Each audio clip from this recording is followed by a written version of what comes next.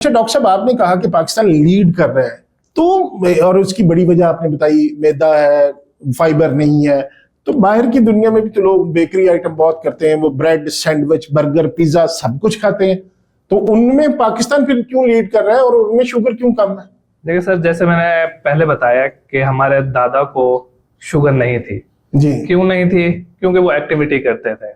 हाँ। अब आप बाहर चले जाएं, वहां पर वो जिम जाते हैं डेली, रात के टाइम कुत्ता लिया उसके साथ भाग रहे हैं, ठीक है। सिंगापुर में जाएं, लोग साइकिलिंग कर रहे हैं।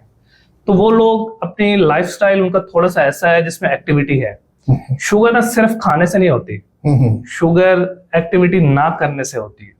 ओके। तो जितना आप अपने आप को सुकून में डालेंगे, बैठे रहेंगे, तो उतने चांसेस बढ़ते जाते हैं आपके। ओके। तो क्या खाने के अलावा ये बताएं कि इसके अलावा, चलें खाना तो एक वजह और बन गई, और अगर हम फिंगर टिप्स पे लें 1 2 3 ये काजेज हैं शुगर की, वो उनको कैसे एवेल्युएट करेंगे आप? सर देखें, सबसे बड़ा डाइट हो गया, उसके बाद एक्सरसाइज ना करना हो गया, उसके बाद नींद पूरा ना होना, उसके बाद आप मुसलसल डिप्रेशन में। हमारी सोसाइटी में डिप्रेशन भी कुछ ज्यादा हो गया। ओके। एक मसला होता है पेशेंट्स में कि शुगर वाले पेशेंट को नींद का मसला होता है। क्या ये जो स्लीप इंसोम्निया होता है, ये इसकी वजह शुगर होती है या शुगर की वजह से ये मसला होता है? देखिए, दोनों चीजें आपस में रिश्तेदार ही हैं दोनों। अच्छा, ठीक है। जिन लोगों को नींद नहीं आती, ठीक है, देखिए अगर आप बंदा सोए ना तो आपकी बॉडी स्ट्रेस में चली जाती है। ठीक है। ठीक है, वो इमरजेंसी सिचुएशन में है, तो स्ट्रेस खुद ही आपकी शुगर को बढ़ाता है। अगर हम डायबिटीज के रिस्क फैक्टर्स में पढ़े तो सबसे बड़ा बड़ा मोटापा आ जाता है, उसके बाद स्ट्रेस आ जाती है चीजें। तो बिल्कुल अगर आप नींद नहीं करेंगे, स्ट्रेस में रहेंगे, तो आपकी शुगर के मरीज आप बन सकते हैं। ठीक है। तो शुगर वाले मरीजों को वैसे भी प्रॉपर स्लीप लेनी चाहिए। ओके। मतलब नॉर्मली कितने घंटे मस्ट? 7 से 8 घंटे। अच्छा, शुगर वाले के लिए? शुगर वाले के लिए। और जिसको नहीं है वो कम भी ले तो गुजारा? कुछ लोगों का नेचुरली होता है कि 6 घंटे की स्लीप है, 5 घंटे, तो उनके लिए कोई इशू नहीं है, ठीक है। लेकिन नॉर्मल बंदे को 7 से 8 घंटे सोना चाहिए। ओके। अच्छा डॉक्टर साहब, कोई ऐसा वो होता है ना कि हम नहीं कर सकते एक्सरसाइज फलाना और नहीं जा सकते, जो आपकी हदायत है, जो उस पर अमल नहीं करना, हमारी कोशिश होती है कि डॉक्टर तुसी करो जो करना है, सन बस दसो दवाई।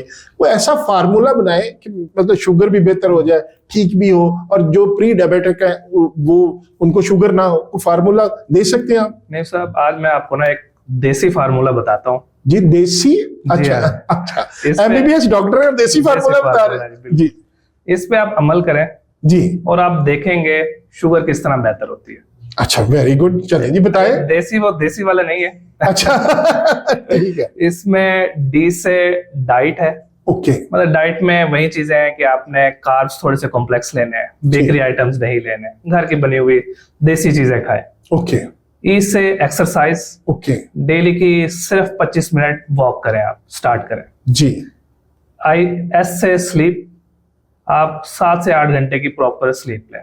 और आई से इनर पीस है कि आप कहीं पार्क में जाएं, अपने आप को 10-15 मिनट दें, वहां पर जानवरों को देखें, तोतों को देखें, दरख्तों को देखें, मेडिटेशन करें, चाहे नमाज पढ़ लें, वो भी बिल्कुल आप अपने आप को थोड़ा सा सुकून दें, आप देखेंगे शुगर खुद ब खुद बेहतर हो जाएगी। ले जी नाजरीन, डॉक्टर साहब ने एक बड़ा देसी फार्मूला, डॉक्टर साहब जो आपने फार्मूला बताया ये है DESI, D for diet, D for balanced diet, E for exercise, S for sleep और I फॉर इंटरनल पीस। वो आप जिस तरह भी कर सकते हैं, मेडिटेशन कर सकते हैं, नमाज पढ़ सकते हैं, पार्क में जा सकते हैं, परिंदों के साथ, दरख्तों के साथ, कुछ लोग वो करते हैं, वो गार्डनिंग करते हैं, उससे उनको बड़ा पीस रहता है। तो दोस्तों की महफिल में जाते हैं, ये भी इंटरनल पीस ही होता है। दोस्तों की महफिल कैसी रहती है डॉक्टर साहब? जो आजकल हम करते हैं चाय वाले होटल के बैठकर जी जी, वो वाली नाव। अच्छा, वैसे गपशप हो, आप जाएं, घूमे फिरें, उनके साथ क्रिकेट खेलें, बाकी चीजें करें, वो एक अच्छा ऑप्शन है। अच्छा डॉक्टर साहब, चाय इतनी बुरी चीज है, आपने चाय क्यों कहा? चाय हम तो सारी जिंदगी का हिस्सा ही चाय है। किधर चले जी, चाय पीन की कर लगे जी, यार चाय तो पी ले, यार क्या करना है यार, मैं बस चाय पी लो, आया ना यार, चाय पीते हैं। चाय को हॉबी ना बनाए, वैसे पिए, कोई मसला नहीं है। अच्छा डॉक्टर साहब, आपकी मैंने जो वीडियो देखी थी जब आप तशरीफ नहीं लाए थे, तो उसमें आप अक्सर डिस्कस कर रहे थे मेटाबॉलिज्म को, ये किस तरह वर्क करता है और इसकी क्या इंपॉर्टेंस है? देखिए जो मेटाबॉलिज्म है ना, बेसिकली वो हमारे बॉडी का वो सिस्टम है जो कि खुराक को एनर्जी में कन्वर्ट करता है। ओके, ठीक है। आजकल अगर हम WHO की डेफिनेशन देखें तो वो डायबिटीज को ना एक मेटाबॉलिक डिजीज के तौर पर प्रेजेंट कर रहा है। ओके, कि मतलब डायबिटीज ना अकेले नहीं आती, वो अपने 4-5 दोस्त ना अपने साथ लाती है। ओके, जिसमें दिल के मसाइल हैं, ब्लड प्रेशर का बढ़ा होना है, कोलेस्ट्रॉल के इश्यूज हैं, गुर्दे के मसाइल हैं, शरियानों के मसाइल हैं। तो अगर आप इस मेटाबॉलिज्म को बेहतर करने की कोशिश करें, इसको बेहतर कर लें, तो आप इन सारी चीजों से छुटकारा पा सकते हैं। यानी इनके दोस्त नहीं फिर साथ आएंगे? दोस्त नहीं साथ आएंगे। अच्छा, तो वो मेटाबॉलिज्म किस तरह बेहतर होना है? उसका वाहिद तरीका यही देसी फार्मूला है, मतलब अपनी लाइफस्टाइल को बेहतर करना है।